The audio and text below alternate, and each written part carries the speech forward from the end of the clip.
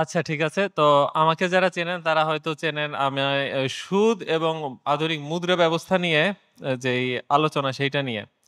তো আমরা দেখেছি ২৪ এর আন্দোলনে আমাদের ব্যানার ছিল কি বৈষম্যবিহীন যেই সমাজ, রাষ্ট্র সেইটা।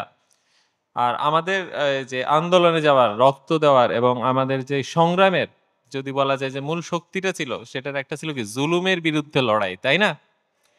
আমরা যখন দেখেছি জুলুম হচ্ছে আমরা মজলুম হয়ে গেছি তখন হচ্ছে কি সর্বশক্তি দিয়ে জুলুমের বিরুদ্ধে জালেমের বিরুদ্ধে কি আমরা লড়াই করেছি।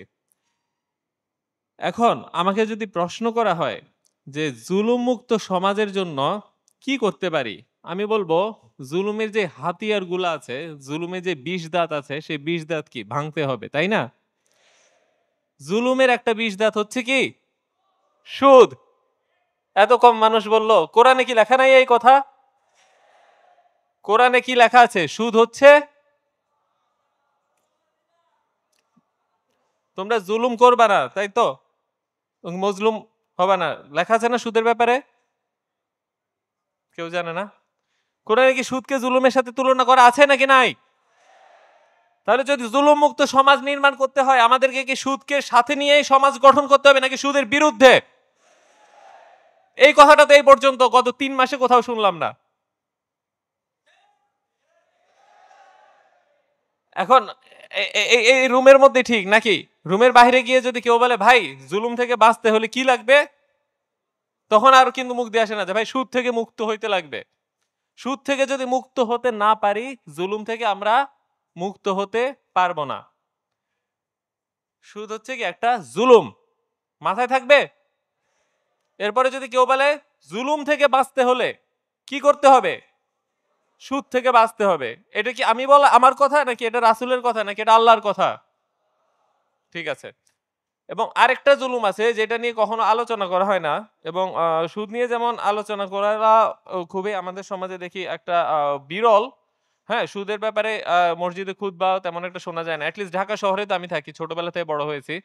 সুদের বিরুদ্ধে আমি আমার জীবনে কোনো খুতবা শুনি নাই। আপনারা শুনেছেন? কয়জন শুনেছেন হাত তোলেন? মসজিদে খুতবা? তাহলে চট্টগ্রামে মোটামুটি মনে হয় চালু আছে। যাই হোক, আরো একটা সেটা হচ্ছে কি কর, ট্যাক্স, ভ্যাট, এটাও কি একটা, বাহ অনেকে তো দেখে জানে। এইটার বিরুদ্ধে লেকচার কে কে শুনেছেন একটু হাত তোলেন।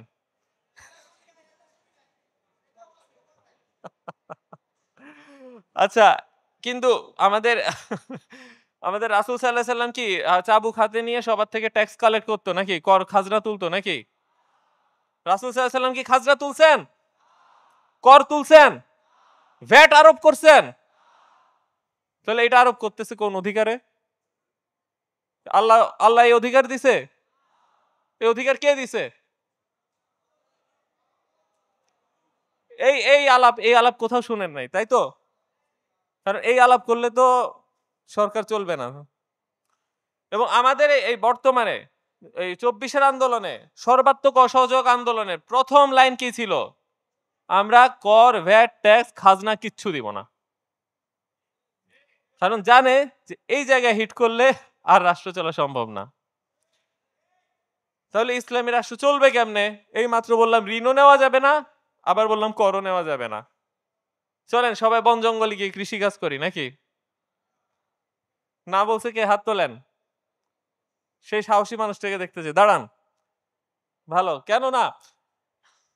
ব্যাপার হচ্ছে আপনি বনে জঙ্গলে গিয়ে পাহাড়ে গিয়ে ইসলাম পালন করতে পারবেন সত্য। সেটা নিয়ে কিন্তু আপনারও সন্দেহ নাই, আমারও সন্দেহ নাই। কারোই সন্দেহ নাই। কিন্তু আপনি ধর্ম পালন করতে গিয়ে যদি বনেই চলে যান, সারা দুনিয়ার কাছে প্রমাণিত হবে এটা বনের ধর্ম। এটা জঙ্গলের ধর্ম, এটা পাহাড়ের ধর্ম। সভ্য দুনিয়ায় এই ধর্ম চলে না। এটা আপনি প্রমাণ করবেন। আপনি মুখে বলবেন না, না আমরা সভ্য, আমরা সবচেয়ে আধুনিক, আমাদের কাছে লেটেস্ট মডেল আছে, আমাদের কাছে বেস্ট মডেল আছে।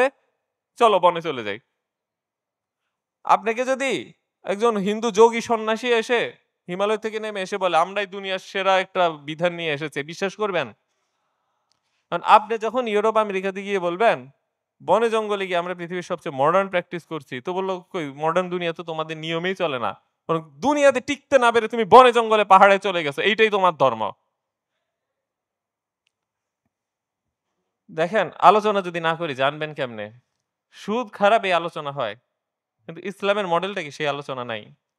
কর খারাপ এই আলোচনাই হয় না, তো ইসলামী সিস্টেম কি সেটা তো জানবই না। যদি ইসলামী অর্থনীতি নিয়ে একটা আলোচনা সব মসজিদে হয়, সেটা হচ্ছে কি জাকাত। এবং কি বলা হয় জাকাত ভিত্তিক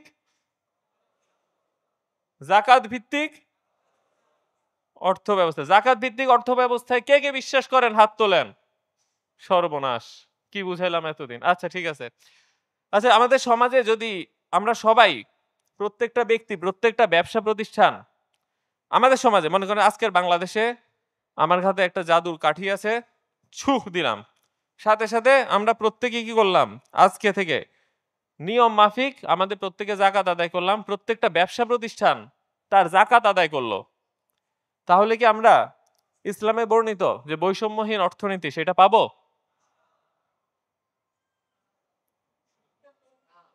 আমরা যদি প্রত্যেকে নিয়ম মাফিক যেইভাবে ইসলামে জাকাত দিতে বলে সেইভাবে গনে গনে আগামীকালকে থেকে একদম সঠিক ব্যক্তি ধরে তাকে পুনর্বাসন করে জাকাত দেই, আমরা কি একটা বৈষম্যহীন সুন্দর ইসলাম ভিত্তিক অর্থনীতি পাবো? কে না বল, হায় হায়। আচ্ছা একটা জিনিস চিন্তা করেন, আমরা তো জাকাত দিব, কিন্তু আমি কি একবারও বলছি সুদ বন্ধ রাখবো? সুদ হচ্ছে কি আল্লাহ রাসূলের বিরুদ্ধে বলছে, যদি তোমরা সুদ না ছাড়ো, সুদ নাও, তো আমার এবং রাসূলের পক্ষ থেকে যুদ্ধের ঘোষণা নাও। আল্লাহর বিরুদ্ধে যুদ্ধরত অবস্থায় জাকাত দিয়ে আমরা ওই অর্থনীতি পাবো, তাই না? তাইলে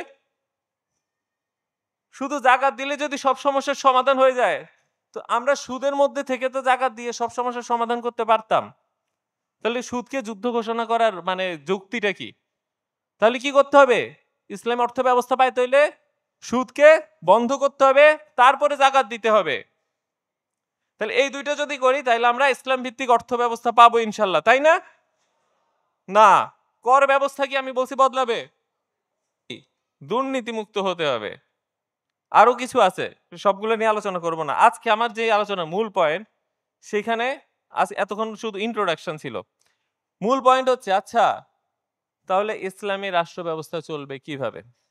আমি তো বললাম যে ওকে, আমি একটা ব্যক্তি হিসেবে চিন্তা করি, আমার জীবনে সুদ থাকবে না, আমার জীবনে কর ব্যবস্থাও থাকবে না, এবং আমার জীবনে জাকাত থাকবে, খুবই ভালো লাগছে তাই না?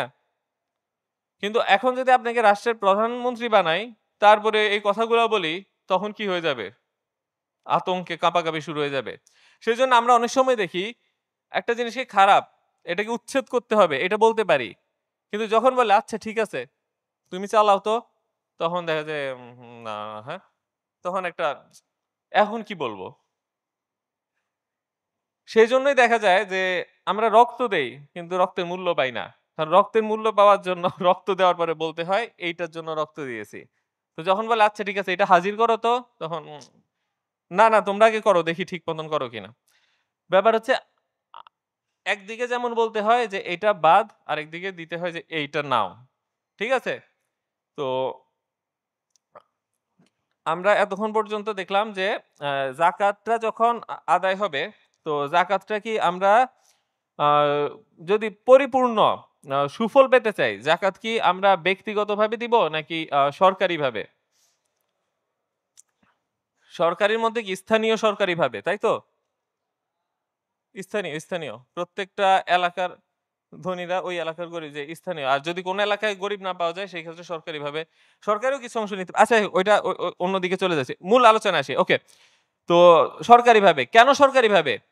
একটা জিনিস চিন্তা করেন, একজন ব্যক্তি গরিব, দরিদ্র, কিন্তু সে চাইতে পারে না। তাকে আপনি কিভাবে খুঁজে বের করবেন যে সে জাকাতের উপযোগী? আবার একজন ধনী ব্যক্তি তার সম্পদ লুকাচ্ছে, প্রকাশ করছে না। তাকে কিভাবে আপনি পরিপূর্ণভাবে যাচাই করবেন যে তার জাকাত কত? এটা কি কখনো ব্যক্তি পর্যায়ে সম্ভব? এটা কি কালেকটিভ ভাবে সরকারি বা স্থানীয় প্রশাসনের উদ্যোগে এটা সম্ভব, তাই তো? তার পাশাপাশি চিন্তা করেন যে একজন ব্যক্তির অবস্থা হঠাৎ খারাপ হয়ে গেছে, তো হঠাৎ যে খারাপ হয়ে গেল সে কিন্তু আগের যেই সম্মান সেটা নিয়ে সে আগের মতন কিন্তু লাইনে দাঁড়ানো অবস্থায় মানুষের সাথে মারামারি করে জাকাতের কিছু পয়সা কালেক্ট করবে, এটা পারে না। সেই ক্ষেত্রেও আসলে কি আমাদের যে গোষ্ঠীগত উদ্যোগ নিতে হয়, সরকারি উদ্যোগ নিতে হয়, রাষ্ট্রীয় ব্যবস্থাপনা করতে হয়। এবং মনে করেন যে একজন ব্যক্তি খুব ভালো অভিনেতা, সে কি করতে পারে, সে খুব সুন্দর করে দেখতে পারে সে অসুস্থ, সে এই মসজিদের সামনে আসলো, জাকাত কালেক্ট করলো, সাথে সাথে একটা রিক্সা নিয়ে চলে গেল পাশের মসজিদে, তারপর সেখানে গেল, তারপর গেল আরেকটা। অন্যদিকে আরেকজন রুগ্ন বৃদ্ধ, তার ক্ষমতা নেই এত জায়গায় ঘুরার, তাহলে কি সে জাকাত পাবে না, আরেকজন ঘুরে ঘুরে সব জায়গা থেকে জাকাত নেবে। এই কারণে জাকাতটাকে যদি আমরা ব্যক্তি পর্যায়ে নেই তাহলে কি আমরা ওই ব্যবস্থাটা পাবো যে ব্যবস্থাটা স্বপ্নে থাকে, আমাদের কল্পনায় থাকে, যে ব্যবস্থা খুলে ফের রাশিদিনরা করে গেছে, পাবো? তাহলে জাকাত করতে হবে কাকে? প্রশাসনকে, তাই তো? যদি ব্যক্তিগতভাবে করি, প্রশাসনিক ভাবে করলে যে সুবিধাটা হয় ওই সুবিধাটা পাবো না। তার মানে শুধু আমি আর কোম্পানি পকেট থেকে টাকা দিয়ে জাকাত দিলেই হবে না, এটা যেন সঠিক ব্যবস্থাপনা হয় সেটা নিশ্চিত করতে প্রশাসনও লাগবে। যুক্তিটা বুঝে গেছে? ওকে। তাহলে এই যে রাষ্ট্র জাকাত তুলবে, এই টাকা দিয়ে কি উন্নয়নমূলক কাজ কারবার করা যাবে? যে রাস্তাঘাট নির্মাণ করা যাবে, ব্রিজ কালভার্ট নির্মাণ করা যাবে, কৃষিভূমিতে সার দেওয়া যাবে? বলেন কি? কিছুই না। তাহলে জাকাত আদায় করে রাষ্ট্রের লাভটা কি? নাই। জাকাত আদায় করে রাষ্ট্রের কোনো, সরকারের নিজের কোনো, রাষ্ট্রের আছে, সরকারের নিজের কোনো লাভ নাই। এক হাতে যা আনা হবে আর এক হাতে তা দিতে হবে। জাকাত দিয়ে কি উন্নয়নমূলক কাজ করা যাবে? আরো জোর, এটা এগুলো জোরে বলার জিনিস যে আমি ঠিক কি ব্যাঠিক ভাই বলেন, আমি হকে আছে কিনা, এগুলো বলে লাভ নাই। এইগুলো হচ্ছে কি আসল শিক্ষা। জাকাতের টাকায় রাষ্ট্রের উন্নয়নমূলক কাজ, সরকারের চাকরিজীবীর বেতন দেওয়া, কিংবা ব্রিজ কালভার্ট নির্মাণ করা, ঘাট নির্মাণ করা, হাসপাতাল নির্মাণ করা, মসজিদ মাদ্রাসা নির্মাণ করা যাবে। ঠিক আছে, তাহলে কি করা যাবে? গরিবকে দিয়ে দিয়ে দিয়ে দেওয়া যাবে। এবার আসি জাকাতের মতন আরেকটা জিনিস, উসর। উসর কি জানেন? জাকাত, ফসলের জাকাত। তো এবং কি চারণভূমির পশুরও জাকাত, এই তো? তাহলে উসর যদি এখন আদায় করব, তখন কি এটাও আমাদের কি রাষ্ট্রের উন্নয়নে ব্যবহার করতে হবে নাকি দিয়ে দিতে হবে বলেন? তাহলে রাষ্ট্রের হাতে তো কিছুই থাকলো না। তার মানে জাকাত বা উসর হচ্ছে ধনীর সম্পদে গরিবের হক। রাষ্ট্র এই সম্পদ কোনোভাবেই নিতে পারে না। রাষ্ট্রের এই অধিকার আল্লাহ দেয় নাই যে তুমি ওই সম্পদ নিতে পারবা। সরকারকে অধিকার আল্লাহ দেয় নাই, বরং গরিবকে অধিকার দিছে ধনীর এই সম্পদ যেন তোমার বাড়ি এসে পৌঁছায় দিয়ে যায়। লাইনে ধরে মারামারি করে আদায় করতে হবে, এটা মূলধারার সিস্টেম না, আসল সিস্টেম এটা। আসল সিস্টেম বাড়ি এসে পৌঁছায় দিয়ে যায়। কারণ কি আপনার অধিকার যেটা, সেটা কি আপনি মারপিট করে আদায় করবেন নাকি আমি দিয়ে দিব? উত্তম পন্থা কোনটা? আমাকে দিতে হবে, কারণ যদি না দেয় কে অপরাধী? আমি অপরাধী। কালেক্ট করতে না পারলে আপনি অপরাধী, ব্যাপারটা এটা না। বরং আপনি বাসায় ঘুমায় থাকবেন, আমি দিতে পারি নাই কেন সেটার জন্য আমাকে জবাব দিতে হবে। আপনি কেন আসলেন না, এটার কোনো জবাব আছে? তাহলে কি জাকাত হচ্ছে শুধু ধনী আর দরিদ্রের সম্পর্ক। উসর রাষ্ট্র শুধুমাত্র চোখে দেখে নিশ্চিত করবে যে এটা হচ্ছে, যদি দেখে না হচ্ছে তখন নিশ্চিত করতে হবে যেন এটা হয়। কিন্তু এই সম্পদের উপর রাষ্ট্রের কোনো হক নাই, এটা আল্লাহর দেওয়া ধনী আর দরিদ্রের সম্পর্ক। বুঝে গেছে? তাহলে রাষ্ট্রের আয়টা কোথায়? ইসলামী ব্যবস্থায় রাষ্ট্রের আয় কোথায়? কর। তাহলে কি কর নিবে, খাজনা নিবে? না, আয়, আয়টা খুব সীমিত। ইসলামী যে অর্থ ব্যবস্থা সেখানে কেন্দ্রীয় সরকারের আয় সীমিত। বুঝে গেল? যে সরকার যে দানব হয়ে যাবে, যে সরকার আপনার আমার টাকায় পিস্তল কিনবে, তারপর আপনার আমাকে গুলি করবে। সরকার আপনার আমার টাকায় পার্লামেন্ট চালাবে, তারপর আমার এগেনস্টে আইন করবে যে এটা করতে পারবে, এটা করতে পারবে, এটা করতে পারবে, এটা করতে পারবে না। তার গোয়েন্দা পাঠাবে, আপনি আমি ফোনে কি কথা বলি সেটার উপর নজরদারি করবে। এই যে গোপন কথা মানুষের ফোনে নজরদারি করা, এটা কি ইসলামে জায়েজ আছে না না জায়েজ? আলহামদুলিল্লাহ, জানেন তো সবই। ঠিক তেমনি আপনি ঘরের ভিতর কি কাজ করছেন না করছেন এইটা তল্লাশি করা, গোপনে আপনি কি কাজ করছেন সেটা তল্লাশি করা। সেটা কি ইসলামে জায়েজ না না জায়েজ? হযরত ওমর রাদিয়াল্লাহু তাআলা একবার ভুলে তল্লাশি করতে গেল, জানেন ওই কাহিনীটা? কেউ জানে না? হ্যাঁ, জানে। আচ্ছা। তো যেখানে ছিলাম, তো এইজন্য এই ধরনের কাজ করতে হবে না। তারপরে যে সেনাবাহিনী, আমাদের যদি দেখি বর্তমান সরকারের সবচেয়ে বড় ব্যয়ের খাত কোনটা? সেটা হচ্ছে সেনাবাহিনী এবং সুদ, এই ২ টা।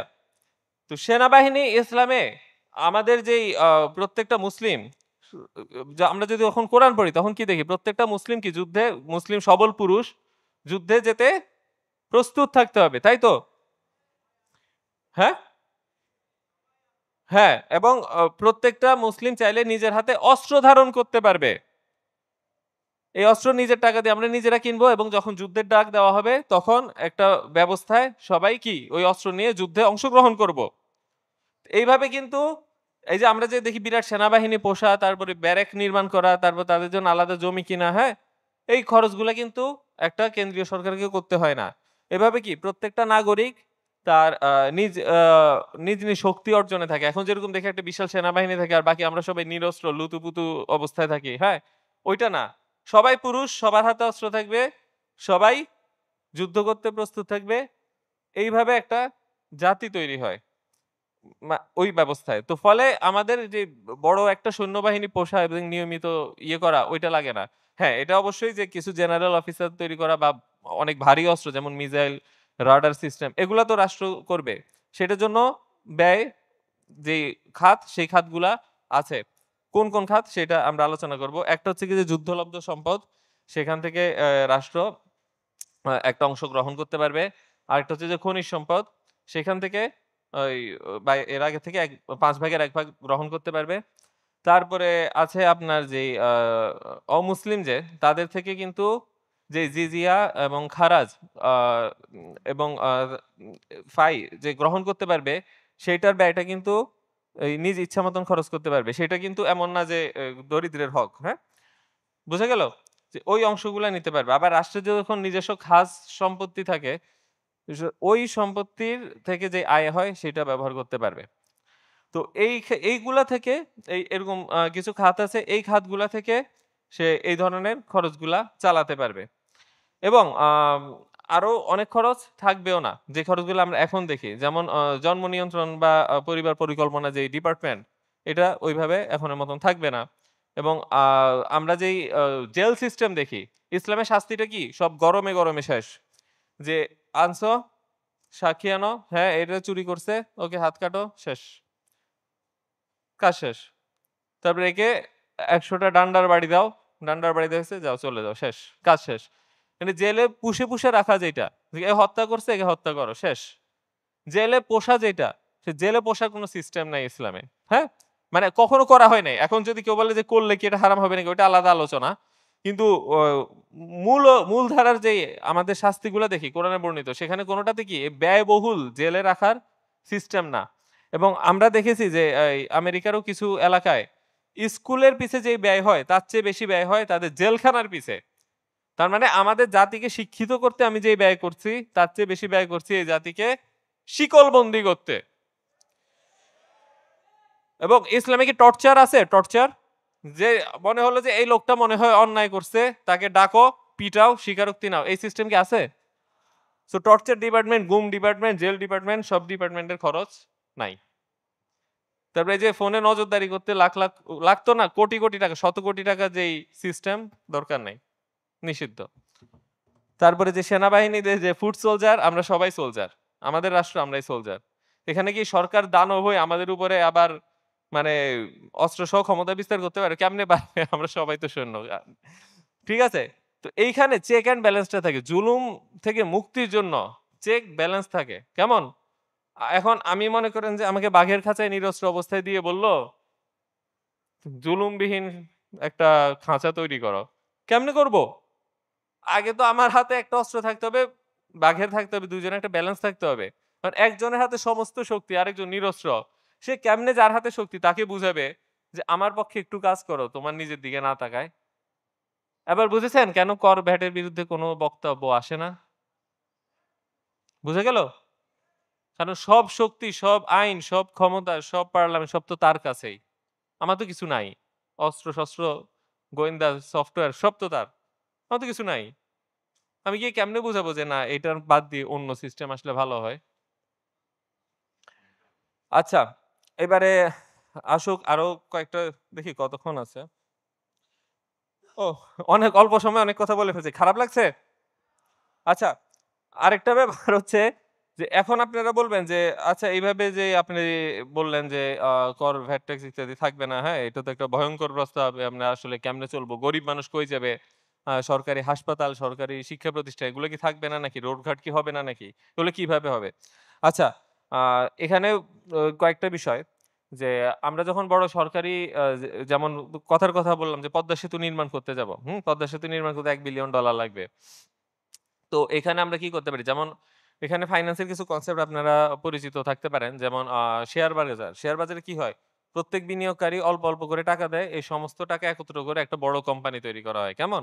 যেমন আমরা কি দেখি যে পেট্রোবাংলা, এটা এইভাবে। তো এখন কথার কথা পদ্মা সেতু নির্মাণ হবে। $1 বিলিয়ন লাগবে। সো আমাদেরকে বলল যে ওকে ১,০০,০০,০০০ আমি শেয়ার ছাড়বো। ১,০০,০০,০০০ শেয়ার আমরা $১০০ দিয়ে কিনলাম। তো তারপরে হচ্ছে ওই টাকাটা দিয়ে দেখা গেল সেতু নির্মাণ হলো। তারপরে সেতুর যে টোলের টাকা সেটা যারা বিনিয়োগ করেছে তাদের মাঝে ভাগ হয়ে যাবে। এইভাবে কি আমাদের পার্টিসিপেশন এর মধ্যে দিয়ে উন্নয়নমূলক কাজ করা সম্ভব। আরেকটা হয় যে ওয়াকফ। আগের দিন আমরা দেখতাম যে এখনো যদি দেখেন ঢাকা ইউনিভার্সিটি যেমন ঢাকা ইউনিভার্সিটি কার ওয়াকফ? ঢাকা ইউনিভার্সিটি কি সরকারি সম্পদ নাকি কারো ওয়াকফ করা সম্পদ? কার? সলিমুল্লাহর। ঠিক তেমনি আমাদের যে এলাকার স্কুল, ওই স্কুলও কিন্তু একটা হিন্দু জমিদার তার জমি দিয়েছে, হ্যাঁ? পরবর্তীতে স্কুলের নাম বদলায় আবার সরকারি একটা নাম দিয়ে দিয়েছে। এবং আমাদের এলাকার যে কলেজ, সেই কলেজ হচ্ছে নওয়াব ফয়জুন্নেসা নিজে ওইটা দিয়েছে। তো এইভাবে কি আমরা এই বিভিন্ন উন্নয়নে আমাদের প্রাইভেট পার্টিসিপেশন যেটা, সেইটা আনতে পারি। এবং তার পরবর্তীতে আ আমাদের যেই এলাকার যেমন দেখা গেল এই এলাকা আমরা থাকি, এই এলাকার রাস্তা। তো আমরা এলাকাবাসী মিলে নিজেদের টাকা দিয়ে এই রাস্তা নির্মাণ করতে পারি। এখন আপনাদের প্রশ্ন হতে পারে, "ভাই এত ভেজাল করার কি দরকার? আছি তো ভালোই তো আছি। এ এ একদম নিজেরা মিলে মিটিং করে এলাকার রাস্তা তৈরি করব। থাক না করে দেখ না সরকার, ফ্রিতে পাচ্ছি। নিজেরা মিলে আবার স্কুল চালাবো। থাক না সরকারি স্কুল আছে তো, ফ্রিতেই তো পাচ্ছি।"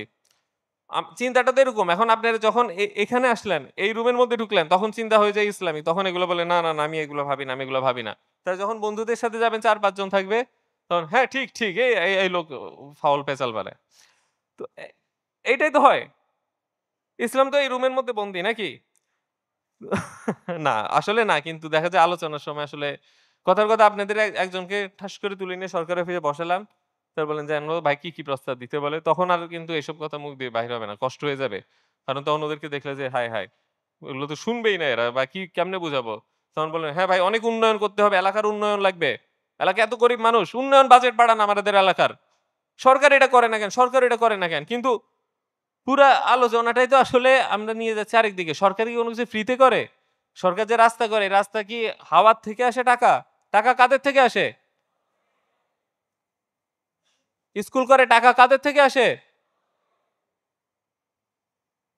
ব্রিজ কালভার্ট করে টাকা কাদের থেকে আসে?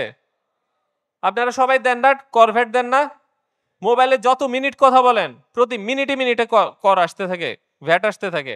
আপনি একটা সাবান কিনেন, সেখানেও কর ভ্যাট আসতে থাকে। আপনি যে টুপি, পাঞ্জাবি কিনেন, সবগুলাতে কর ভ্যাট আছে।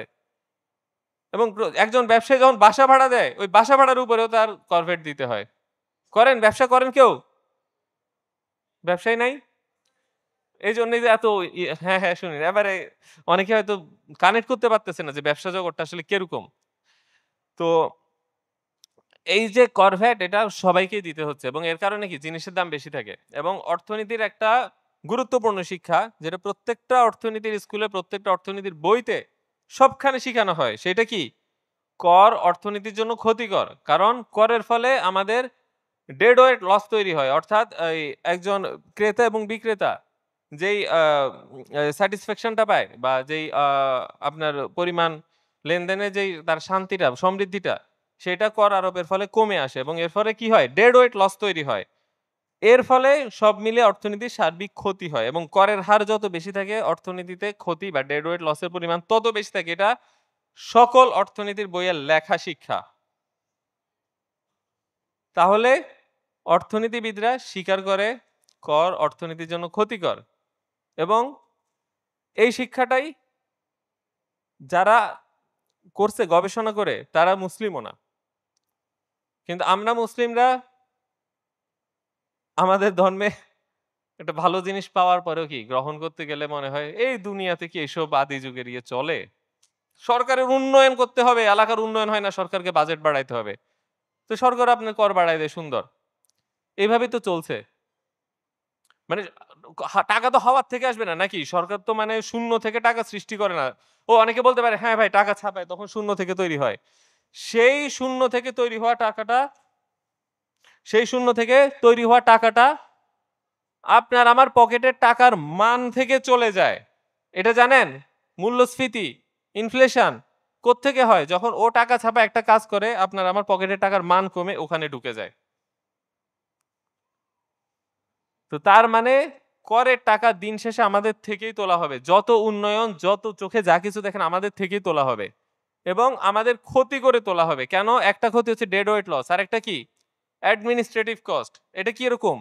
ধরেন যে আপনার কাছে ১০০ টাকা আছে, ১০০ না আরো বেশি, ১০,০০০ টাকা আছে, এখানে একটা কার্পেট বিছাবেন। তো আপনি বললেন না আমি বিছাবো না, সরকার বিছাবে। তো আমি কি করব? লোক পাঠাবো আপনার থেকে টাকা তুলতে, ওকে বেতন দিয়ে পাঠাবো যে এই লোকের থেকে ১০,০০০ টাকা কালেক্ট করো। তখন আপনি যখন দিতে রাজি না হবেন তখন পুলিশ পাঠাবো ডান্ডা দিয়ে, যে একে ডান্ডা দিয়ে পিটাও। পুলিশের বেতন, ট্যাক্স কালেক্টরের বেতন, দুইটার বেতন কে দিবে? আপনি না আমি? আমি। তারপরে ওই ট্যাক্স কালেক্ট করার পরে কি হবে? আমার বাজেট পাস করতে হবে। বাজেট পাস করার জন্য আরেকজন লোক লাগবে। বাজেট পাস করার পর আমাকে টেন্ডার ফ্লোট করতে হবে। টেন্ডার ফ্লোট করার পর টেন্ডার সাবমিট করতে হবে। ওই টেন্ডারের এগেইনস্টে তারপরে এখানে ইয়ে কিনা হবে এবং দেওয়া হবে। তো সব মিলে দেখা যায় ১০০ টাকা যখন আপনি কর দেন, দিন শেষে ৫০ টাকা এগুলোর পিছিয়ে চলে যায়গা।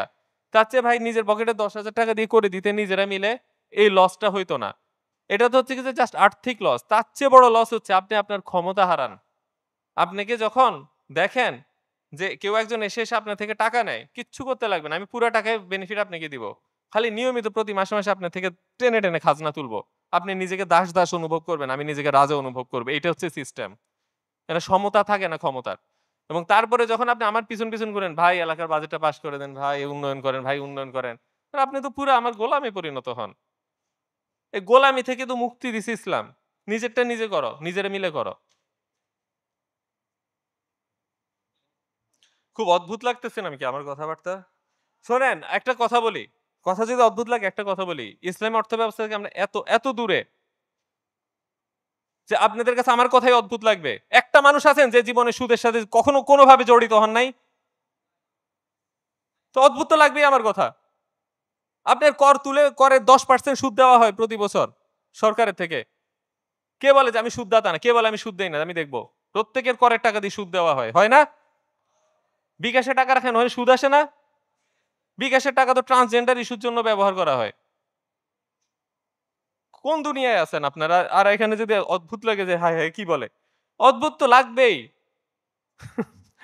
অদ্ভুত লাগাটাই স্বাভাবিক। আচ্ছা, এখন সবশেষে একটা কথা বলে শেষ করি যে আমি কিছুদিন আগে রেল রেল মানে স্টেশনে যাচ্ছিলাম। মানে রেলগাড়িতে করে চট্টগ্রাম থেকে ঢাকা যাচ্ছিলাম। তো আমার সাথে একজন ভাই ছিল। খুব ধার্মিক মানুষ, ভালো মানুষ।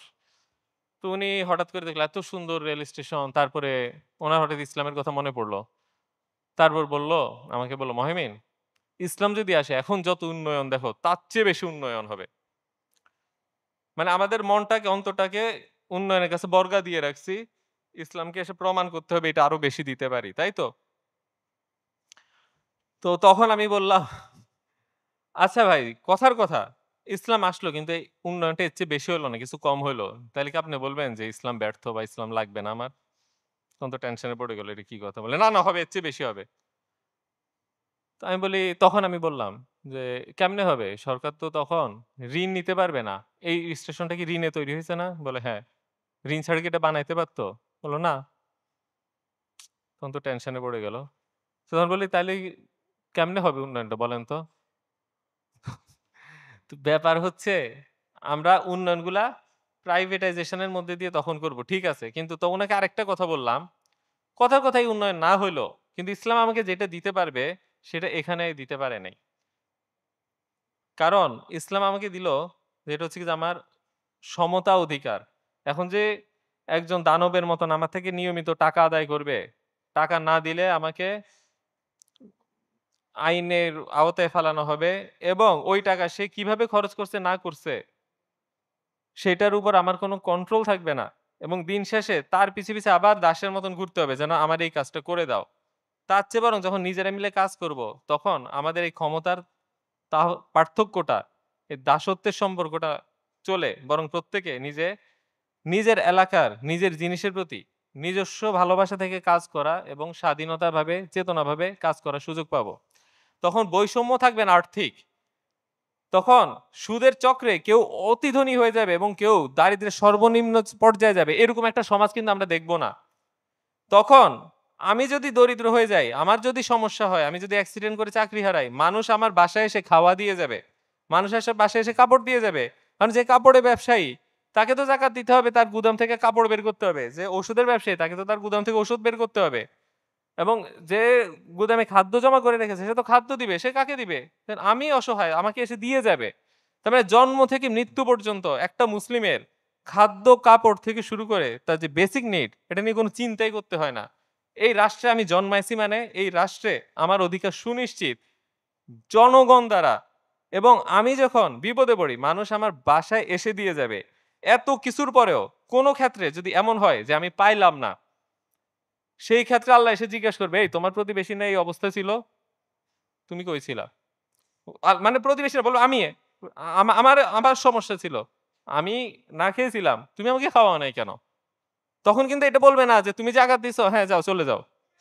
জাকাত দিছো ঠিক আছে, উসুর দিছো ঠিক আছে, প্রতিবেশী না খাইছিল এটার জন্য আবার দায়ী থাকতে হবে। ধরা যাক আমিও পার পেয়ে গেলাম, রাষ্ট্রনায়ক এসে বলবে তোমার এখানে যে না খাইছিল তোমার কি খবর ছিল? যেমন এই জন্যই হযরত ওমর রাদিয়াল্লাহু আনহু নিজের কাঁধে ব্যাগ টানতেছিল যে আমার রাষ্ট্রে একজন না খেয়ে আছে, আমি ব্যাগ টানবো। ওনার কিন্তু নিজের কাঁধে ব্যাগ টানার দরকার ছিল না। কেন টানছে? কারণ উনি দেখছে এটা ওনার দায়িত্ব। ও যদি না খেয়ে থাকে আল্লাহ জিজ্ঞাসা করবে। সেজন্য ভৃত্য যখন বলছে আমাকে ব্যাগটা দেন, বলল না না, আখিরাতে কি তুমি আমার বোঝা টানবা? তার মানে জন্ম থেকে মৃত্যু পর্যন্ত ক্ষুধামুক্ত একটা বিশ্ব দিবে ইসলাম আপনাকে। দিবে? আপনাকে অধিকার দিবে যে একজন দানব আরেকজন দাস এই সম্পর্ক করবে না। বরং সরকার প্রধানকে আপনি হাত তুলে জিজ্ঞেস করতে পারেন, আমার চেয়ে তুমি বেশি পাইলে কোন দিক থেকে? করছে না? আমার চেয়ে তুমি বেশি পাইলে কোন দিক থেকে? তাকে আবার জবাবও দিতে হবে, কথা থামে। না, না, এই ঘটনা। ইসলাম আমাদেরকে এরকম একটা বিশ্ব দিবে। যেখানে একটা ধনীকে আপনি তাকায়, দরিদ্র হয়ে তাকায় বলতে পারবেন, এই তুমি কি আমার হক পূরণ করছো? ও বাসায় এসে দিয়ে বলবে, এই যে দেখো দেখো এই বাসায় দেওয়া হয়েছে, আমার হক পূরণ আছে। এই সম্পর্কটা থাকবে। এবং আপনারা অনেকেই বলতে পারেন, তো সেই ক্ষেত্রে আমাদের যেই আ সুদের চক্র, এটা যদি নষ্ট হয়ে যায়, অর্থনীতি ক্ষতিগ্রস্ত হবে? কখনোই না। আমি আমার বইতে প্রমাণ করেছি সুদ অর্থনীতির জন্য ক্ষতিকর। অর্থনীতিবিদরা প্রমাণ করেছে কর অর্থনীতির জন্য ক্ষতিকর। সব মিলিয়ে অর্থনীতি এখন হচ্ছে আরো ভালো অবস্থায় থাকবে। কিন্তু এই কথাটা আমি বলি না। কেন বলি না? কারণ মুসলিম হিসেবে কখনোই বলতে পারি না অর্থনৈতিক উন্নয়নের জন্য ইসলাম চাই। মুসলিম হিসেবে আমার দাবি কি? ইসলাম চাই। এবার যা হোক, বাকিটা আল্লাহর পক্ষ থেকে এমনিতেই আসবে। ধন্যবাদ।